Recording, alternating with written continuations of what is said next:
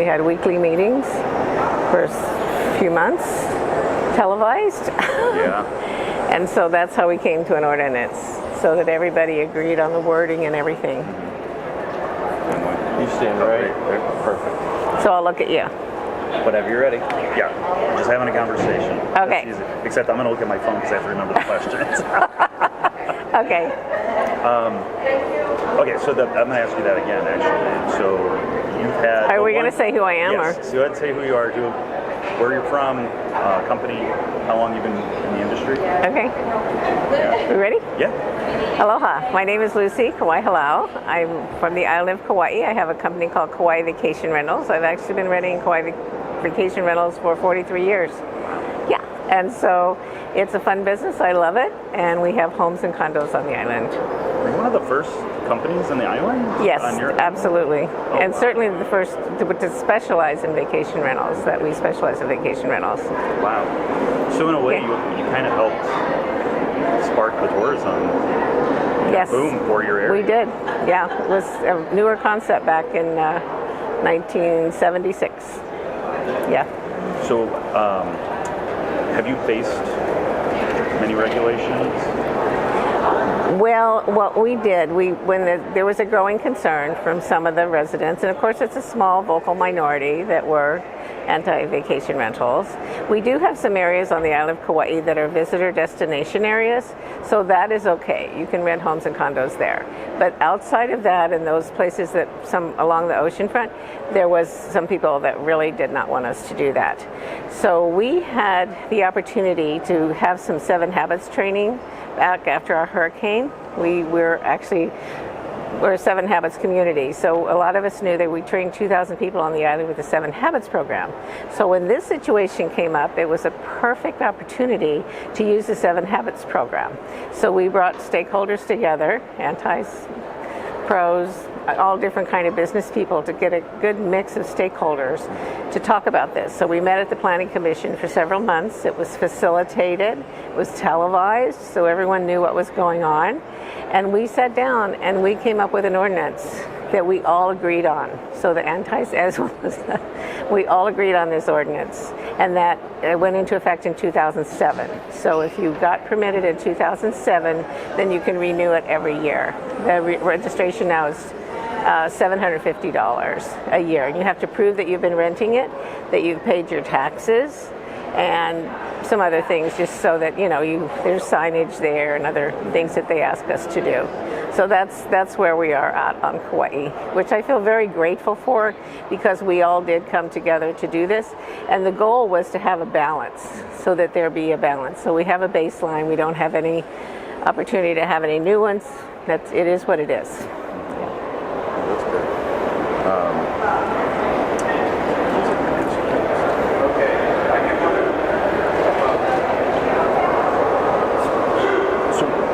Here's a question, because I know, especially in Honolulu, on the other islands, there's some bigger problems, I think.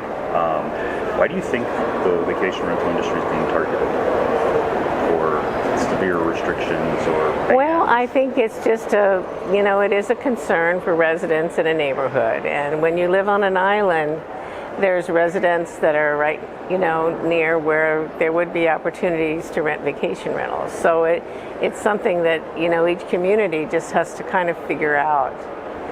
Unlike, bigger area, maybe, perhaps, I don't know. But I know more inland, we don't rent vacation rentals inland. If they were before, they still can, but not any new ones at all.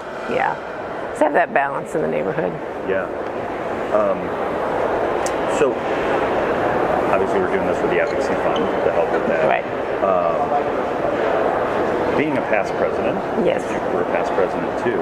You've seen, I don't think you really had an advocacy program back then, did you? Well, we would have meetings at the conferences. We would have sessions. And before, it was not much of a, but people were not that concerned about it. So there were very few people that attended, and we did a lot along those lines. We would always usually have a session on government regulations. I remember being here in New Orleans in 1990. When was it? I forget what year exactly, but we would have sessions on government regulations. But at the time, it was kind of a non-event. We were experiencing it on Kauai, but so many other areas were not. So now they are. So it's a very important thing to band together and, you know, come out with a good, just something good for your community. And we just like to use the word balance when we were doing this. That was the whole thing, balance. We don't want to take over, but yet, you know, it does provide so much opportunities for the community members, the incomes. It just is so far-reaching. So it's an important industry. It's such an important industry that contributes to the community, and that's, you know, the more that you can come together and have people, you know, think along those lines too. Just to think bigger picture, really. That's it. The more they can think bigger picture, the better. Do you think the advocacy fund is a good thing? Absolutely. To bring attention to it, it absolutely is. I think it's wonderful that VRMA is doing this and, you know, helping to support the efforts that are being made in the individual communities and giving the resources that you have, you know, whether, you know, that there's so much more information out. Before, we just didn't have the way of distributing so much information, but now that's what's so key. It's huge, and I very much value and appreciate what VRMA is doing. So, I think the question you always ask, is there anything you wanted to say that I didn't ask? I just appreciate having this opportunity. I'd be happy to talk to anybody that you know, is dealing with something in their community, since we've had the experience. Kawai Vacation Rentals. My name is Lucy. Yeah. The one thing I'd ask you to do before you go is if there's a statement of saying, please help the advocacy fund today. Okay. That way we just have that. We'll have you be the one thing you focus on the camera. Okay. Say to the camera. Okay. But that kind of helps us at the end of the video kind of wrap it up with a nice message from everyone. Okay.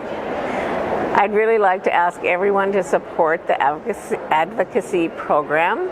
Start at the beginning of that. Yes. If you don't mind. I would love to ask everyone's help and support for the advocacy program. It is so important to our industry. It's huge, and we have so many people that are supporting this, and so please join the effort.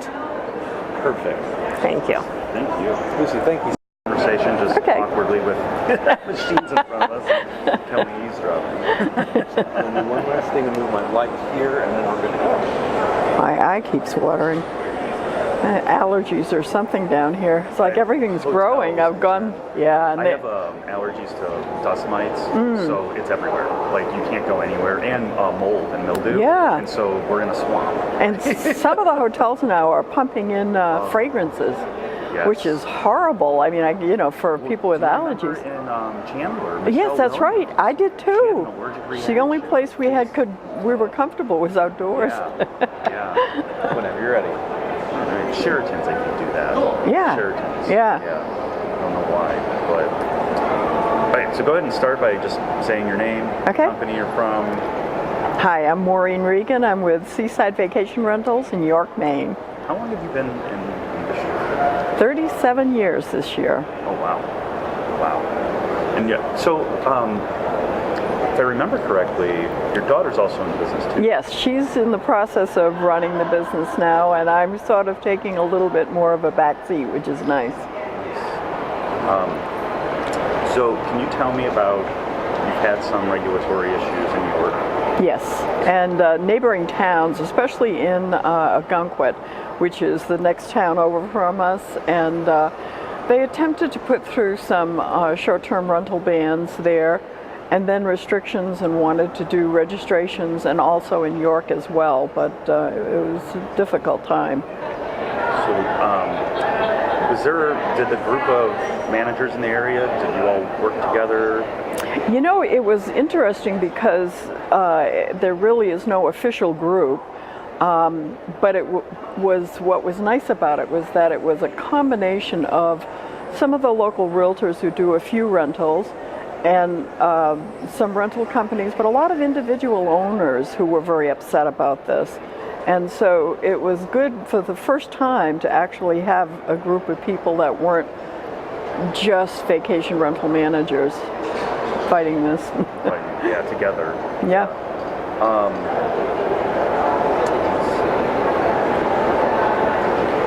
So do you think, so So one of the problems that we often see, and I think in this situation too, of having like individual homeowners getting involved, there's not a lot of data and information out there to Yeah. help us fight.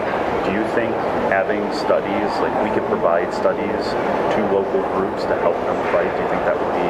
Oh, I think it would be immensely important. I think it's one of the things that, you know, we're missing on a local level, and that, and I think there's an unawareness of it on the local government level, that they don't really have an understanding of how many jobs these create, what kind of tax base it creates. In my area alone, over 60% of the homes are second homes. Now, they don't all rent, but a great percentage of them do. If they lost that tax base, it would be devastating, you know, and none of these homes have children in the school systems. They don't use the services of the town, so it's free money for the town. It's something that would really hurt the communities, and I think they're not as well aware of it as they really should be. Very true. So I assume actually that you know that we're doing an advocacy fund now. Yes. So it always used to be the auction, but we've expanded it and we have donors now. And as of this morning, we were at like $90,000. That is fantastic. So do you think the fund is a good idea? Oh, I think it's absolutely essential. I mean, it's unfortunate, but I think that and I'm not sure, you know, if I really should say this, but a lot of the anti-vacation rental, you know, push has been from the hotel industry. We're very well funded. We have never had that kind of support and funding, and we're a smaller organization and group, and so I think we have to have the funding to keep the message out there and to be able to support our beliefs. And then one more. I guess the last one. Sure. So Is there anything that we didn't ask that you wish we would have? Is there anything that, while thinking about a lot of these advocacy issues, Yeah. something that might be easily missed by somebody who's new to the industry? Yeah. Well, you know, my feeling is that one of the biggest thing is the myths that are surround the people who are concerned about vacation rentals. And I've used to do little presentations to area real estate companies. And it was surprising to me that people in the real estate industry were very negative about short-term renting. And they would say, oh, well, I'd take why don't we just rent everything long-term, year-round? And my response to them was always, I would take 100, short-term 1-week rentals over one year-round rental. And they were amazed at that. But the reality is that I go in at the end of every single week that someone's there. I clean the place, I inspect the place. Everything is, and people don't have enough time to really get settled in. Across a year with a family moving into a property, there's a lot of wear and tear. It's just a normal reaction. We have never had to evict anybody. We've never had thefts. We've never had any of the kind of things that people are afraid of. And so, I mean, I just think there's a lot of misconceptions out there, and I'd love to be able to see some of that cleared up. And I think that would take away some of the onus that's on us, that people just tend to believe some of these bad stories, and they're not true. And especially with managed properties, because we're there, we're always on top of things.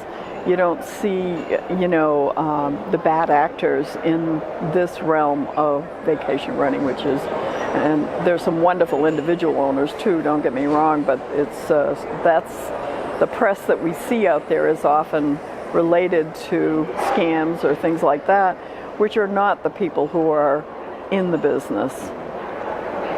Then the last thing we'll have you do, where you will look at the camera, okay, is any short segment that you want to say about supporting the Advocacy Fund. Okay.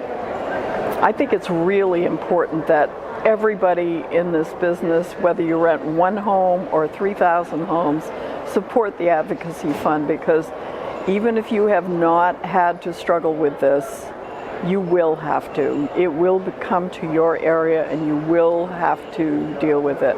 The more information we have and the more support we have, the better off we'll all be. Excellent. Thank you so very much. Okay, I'm Jennifer Frankenstein Harris. I'm the owner and CEO of GreatOceanCondos.com, and we are in New Smyrna Beach, Florida, about 265 beach properties located just 20 minutes south of Daytona. Should I be looking at you? Yeah, Greg. So when I answered, yeah. Thank you. Fine. Thank you for telling me that. You want me to do that again? No. I'd be happy to do that again if you want me to. You're fine. Yeah, it's fine. Your name will likely be a lower third. Are you married? I am. The word fine should not be in your vocab. Oh. I'm just saying. Women don't like that We're word gonna at miss all. your session. Okay. Oh, I like you. Go. Actually, you said something in the board meeting the other day. How many visitors do you bring?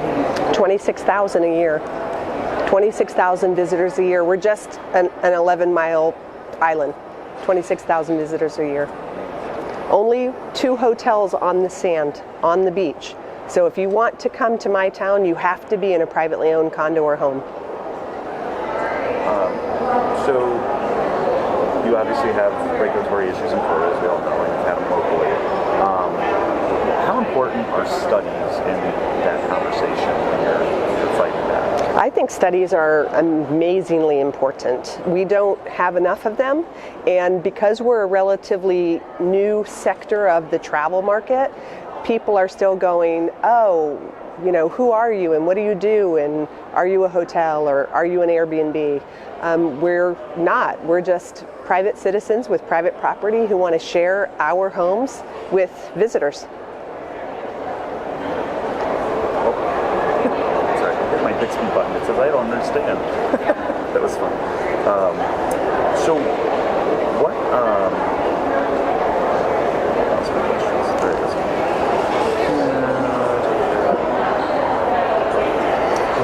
Was your business impacted by regulation directly? My business was not. Well, yes and no. It doesn't matter. Do you want me to answer this for real? Yeah. Okay. My business was not personally impacted by regulations. It was in a positive way in that the city unleashed old zoning law, 50, 60 years old, that had never been enforced, and decided that they would now enforce it. So they took a lot of our homes on our South Beach and they said you can no longer rent weekly or daily. You have to rent 30 days or more. So that actually positively impacted my business because those people then came to me. I have more of a condo inventory. We're ruled by condo docs that allow us to do shorter stays. However, I'm a property rights person. So taking the property rights of individuals, whether it benefits my business or not, is not okay. And if they take it today from someone over here, they're going to take it from me eventually. So how far are we going to allow that to go? We have to stand up as a community of short-term rental professional hosts and say, we're not putting up with that. So I made more money. Yeah, somebody is. So, is that the reward for doing the video? Yeah, apparently. So just, was there anything that you would have liked me to ask? Let's talk about the economic impact study. Oh, yeah. Okay. So what I did for my local government is put together an economic impact study of what my company brings to our island. We're just one company. There are plenty of vacation rental managers in my town. So I looked at how many guests we brought, how many room nights we booked, how many people stayed when they go out to dinner, how much they spend. When the AC breaks down, I have to hire AC people. I have to hire plumbing people. I have 13 cleaning companies. I have 14 full-time staff members. So how much money did I provide to the entire economy in my town? And I think every rental manager out there has to do this because you have to have real numbers. You have to go and say, hey, I'm just one person. This is just me and my idea that I started with my rental. $23.2 million just in 2017. We've grown since then. So $23 million, one person, one company, and all of the jobs and things that we've brought to the table, the response from the vice mayor was, vacation rentals take the neighbor out of neighborhood. I just shook my head and put my head down. I just couldn't believe he said that. So I said, Mr. Vice Mayor, did you go to dinner Friday night? Which restaurant did you go to? That restaurant's in business because of the 26,000 people I brought here last year. If you like to eat at that restaurant, then you'll turn your statement around because we bring a lot to this community, and you need to start recognizing that.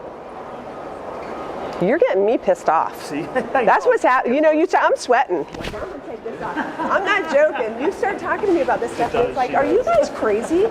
You guys are nuts. Okay, wait, are you still filming? Yep. We are still filming. One last thing. Great intro. One last thing, and then your session's started. Okay. An ask towards the broader community, and then can use that word, community, because I know you really like Yes. it. And it is asking them to support the advocacy. I'm not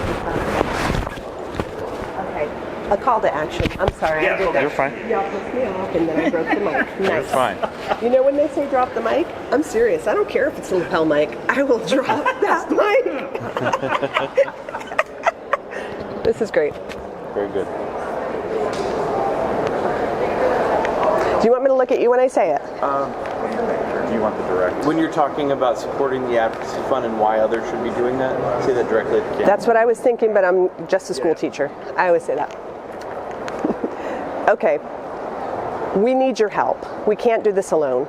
Even when I was a small company, I was giving to our local advocacy efforts.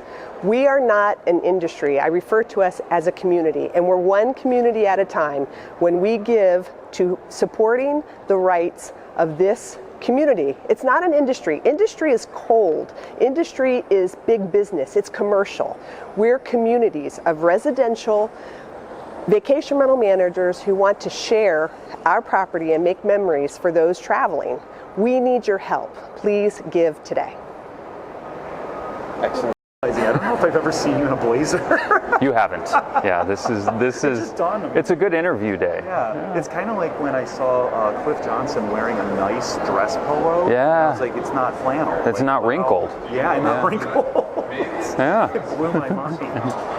All right. You want to take just a small, like half, perfect. Good. Perfect. Too much head. That's it. All right, whenever you're ready, Greg. All right, so just ask a few quick questions here, and then following it up with a plea. Bring it on. I'm ready. So one of the questions that the committee wanted to know is, first, your name. I'm Toby Babbage. I am the current president of the VRMA and very interested in advocacy for reasons that directly impact my business. So why, how long have you been doing this now? How long have I been doing this? Have you been a manager? I've been a manager since 2008, when regulatory issues were not even a discussion anywhere. As a matter of fact, a lot of destinations were trying to build vacation rental inventory at that time and bring in a lot of tourism. So it was a lot different, but I've been doing this for 11 years. Now you had luck, I just learned in my session from someone else from Breckenridge, Yes. that you had a good ordinance for a while. It sounds like you may have had some action recently, but talk about that, because you have really high compliance. Yeah, we do. You know, one of the difficult parts about it is it's a discussion that seems to not end.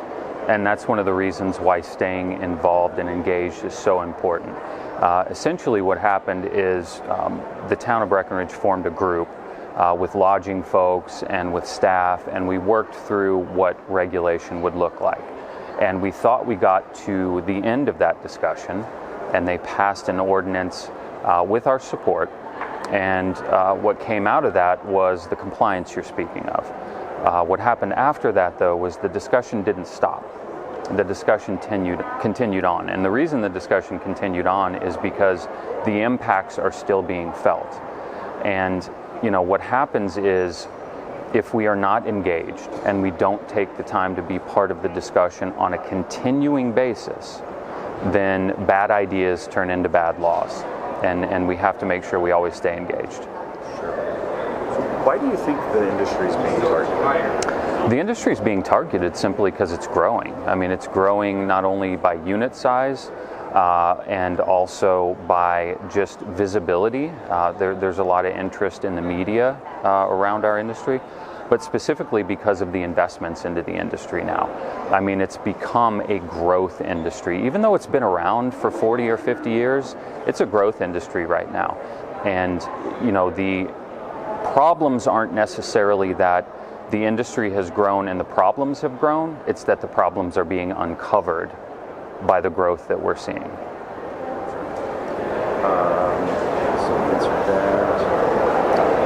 What are your thoughts on, so obviously you know our efforts around creating these studies, we've gone through the battles, probably more battles coming down the road with the state, but what are your thoughts on us doing studies? Economic impact studies. Any kind of study. But yeah, I guess economic impact is probably the first round. You know, it's interesting because I was in a meeting actually about a week and a half ago with the state legislator and some members from our local realtor organization. And I think studies, regardless of where they come from or how they're funded, are a good tool because en masse, regulators, legislators, civil servants, they don't understand the industry. What they understand of it is what they hear in the meetings, is that trash, parking, noise, lifestyle impacts, and then of course the dreaded housing issue. They don't see the other side of it, which is the property owner, the person that may not be super wealthy, but they bought a second home, and they bought a second home predicated on the fact that they could rent it out to offset some of their holding costs and maybe retire in it someday. You know, they don't hear those stories. They don't hear the stories about the fact that I brought a guest in to my town of Breckenridge, Colorado, and that guest spent $400 on the lodging, but they spent $3,000 in town with restaurants and ski rentals and lift tickets and doing activities, and I just don't think they correlate a vacation rental with an economic impact on a large scale.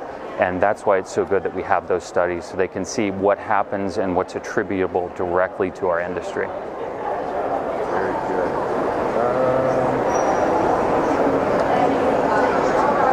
So can you talk to, it's kind of along the same lines, but I'm looking for some kind of statement around the importance of the advocacy fund. The advocacy fund specifically.